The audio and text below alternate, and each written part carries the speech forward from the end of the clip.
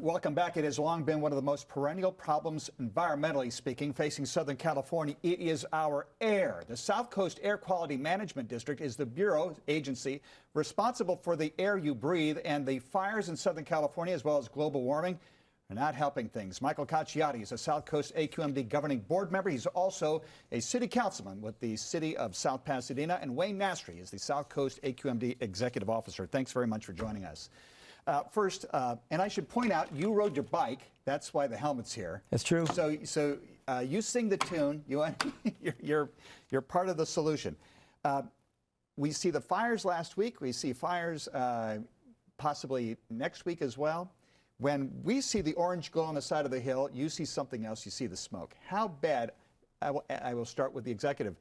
How much worse is the air we're breathing today because of the amount of fire that we're seeing in the hillsides? Well, what you see is very localized impacts from the fire. It all depends on the weather conditions, where the smoke is blowing. And what we actually do is we actually track that, and we actually develop advisories that we post on our website, that we push out to the other cities, the other responders, so that people have a sense of what to do in case they're feeling the effects of the smoke. We want to get them into a clean center where the air is filtered. We don't want people suffering from asthma or to start wheezing or to start some of these other type of symptoms that are so often associated with smoke. You know, minimize the amount of time that you're outdoors. If you're going to be indoors, make sure your windows are closed. Make sure your air conditioning's turned on. Those are the kind of things that we think about when we start seeing these fires, is making sure that people understand what the impacts are and what they can do to mitigate the effects of the smoke. How much is global warming a part of this? Not just the fires themselves, but its impact on the air quality. It's significant, Conan. Global warming has impacted our temperatures to the extent that particulate matter, ozone, one of the ingredients is actually the photochemical reaction between nitric oxides and just pollution and sunlight. And that creates ground level ozone. So the more it's hot, increased temperatures, the more the sun hits the pollution in our basin caused by mobile sources, which we have no control over, right? Trucks, airplanes, ocean-going ships, freight trains, passenger trains. It impacts, as that hits all this pollution, that ground level ozone and more particulate matter in the air. You talked about the fires. I see particulate matter. When that wood burns or whatever's burning out in the desert or in the forest, that contributes to particulate matter, which PM 2.5 we call it. There's even ultrafine particulates smaller than that can pass your blood-brain barrier into your system. Everybody assumes, though, particularly those of us who grew up knowing what smog was like, stage 1 smog alerts in Southern California, we don't have them anymore. Things have improved, but you start to read that things are getting worse again. And the American Lung Society says we still have the worst air in the nation.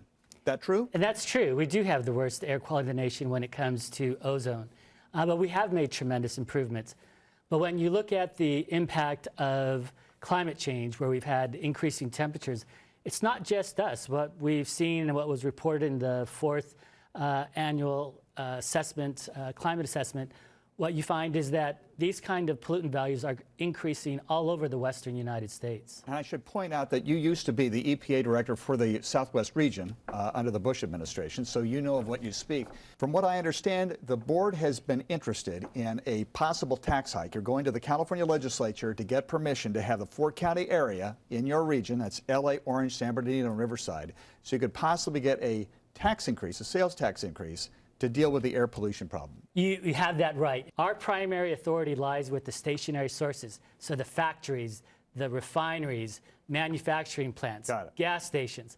But the biggest source of pollution that we have today that's very different than it was 30, 40, 50 years ago is mobile sources. Which is? Heavy-duty trucks, locomotives, ocean-going vessels. Right. So a tax hike would do what to alleviate that? We need $1 billion a year to incentivize these large corporations, mom and pop businesses, trucking companies. We just gave away almost $50 million to the LA County, the Metrolink system, to transfer from these polluting diesel trains over to Tier 4, cleaner type of trains.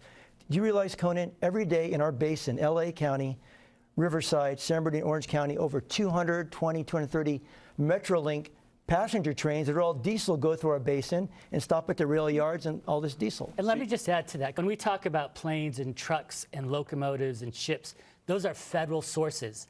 And it's the federal government that's responsible for developing those emission levels. And it's why what the federal government is having such a huge impact on us. And when we look at the potential to take away California's waiver to set its own standards for mobile sources, that's going to hurt us tremendously. Southern California was based on the single-family subdivision to a large degree. Now there's this push. You had a bill in the legislature by Scott Wiener, that's SB 50, that says we are going to allow for, regardless of what the city says, high-density development along transit lines. It helps eliminate CO2 pollution, which is part of your problem.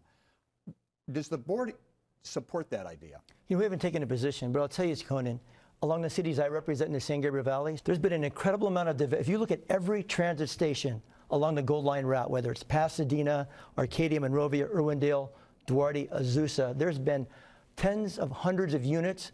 And I remember when we had our 10-year anniversary in 2013, Bill Bogard, the mayor of Pasadena, at that event in Pasadena said, you know something, since this station came, in the last 10 years, we've had $1 billion of commercial residential development within a quarter mile of this station in Pasadena. And Conan, the point about the trucks and the ships and the trains is that we need to get zero emission transportation now. We can't do it by regulation alone. So we've got to be able to make the investments to do it by the time frames that are mandated by federal law. Otherwise, we're going to be faced with federal sanctions. We could lose billions of dollars a year if we don't meet the attainment standards. Wayne Nastri is the executive director for the executive officer for the South Coast Air Quality Management District. Michael Cacciati, board member, South Pasadena councilman. Thank you very much to both of you for joining us. Thanks, Conan. Thank you. Up next, a conversation with Chuck Todd on the road ahead and the difficulty in navigating that road when we return.